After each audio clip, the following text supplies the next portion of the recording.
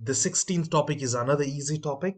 Now, I won't go in detail of this topic, but I'll just tell you how exactly you can solve this at left endpoint and right endpoint. Now, you must understand left endpoint means it starts from left side. Right endpoint means it must have the rightmost point, right endpoint. So now these are the endpoints, isn't it? Now, this is basically, let us understand what this table is first. This is the graph. They have given the basic details of graph. At x is 0, what is the y value? F of x is 2. And then you can see the values are increasing and then it's decreasing. Increasing, then decreasing, something like this till 0.6. They're asking you to find the area of this curve. Now, initially when you had curved objects, if they were not particular shapes like circle, rectangle, what they did was they divided this into small triangles, and they could find the area of each one, and they used to sum it out, and they used to find the area. Basically, now imagine this is the curve. You don't know which shape is this, so you just draw triangles, small triangles over here, and find the sum of all the triangles. You will get the approximate area of this curve before integration. Now, with integration, you can get the exact area, but without integration, you can do like that. So that concept we are using over here. Now, the method is very simple. Now, over here, see how many, and see the sub intervals. Now we have 9 points. That means, see, the points are like this, right? I won't do it for 9 points. I'll just do it for 4. So there are 4 points. How many intervals are there? Like over here, 1, 2, 3 sub intervals. So now in this case also, there are 9 points. See, 1, 2, 3, 4, 5, 6, 7, 8, 9. But how many intervals will be there? 8. Okay, so n value will be 8. Just remember. Now space it out. 1, 2, 3, 4, 5. 1, 2, 3, 4 will be there. And now imagine you're making these triangles from these points. Imagine you're making.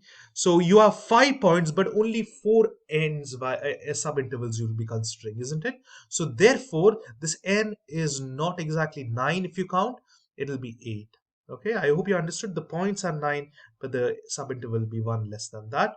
And see, you do not need to do all this formula to find delta x, that is the step. It's incremented by 0.1 over here. You're adding only 0.1, so directly you can take delta x as 0.1 from these values. Now you remember this. This is the formula. Now what it means is, to find the area, you need to find the function of f of xi and 0.5. Now over here it differs. For left endpoint, all you do is start from this left endpoint. For right endpoint, you must make sure that you include this point. What I mean is, you need to see this function means what? You need to, the function value is given. You need to add all these. See, add all this. That is 2 plus 2.4 until over here 8 values from the left side, and multiply it with the step of 0.1. I'll just see over here what is done. Now we are starting with the left side over here. That is, this is a constant. 0.1 is a constant, delta x.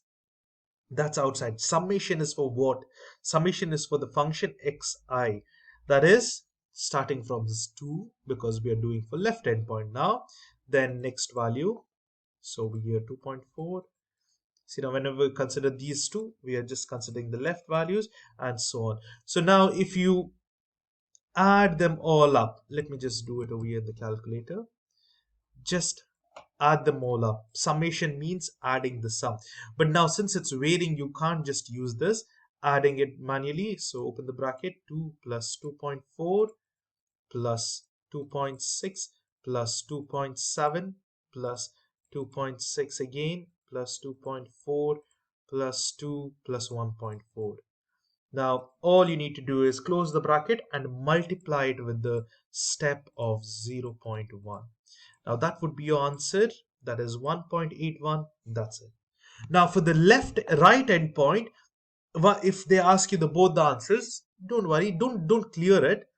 Just change the first point. What is this? 2. Remove that. You don't need that. And add the last point, that is 0.6. This should be the answer. That is 1.67. See, if they ask you left endpoint, because they have told, sorry, we did left endpoint just now. We use this one. This is the answer for left. because we started from left side. Now it's a right endpoint. If they ask for both, same thing, same method. Only difference is you're taking the right from the rightmost value as well. It is 1.67. That's it. So you will be given the table, and with this just this table, you can understand what is the step, and you can easily solve it up. All are similar. Do try it by yourself. See, just remember which they're asking. If they're asking both, do it for both. Otherwise, just do it for one of it. So please do solve it by yourself and check the answers over here.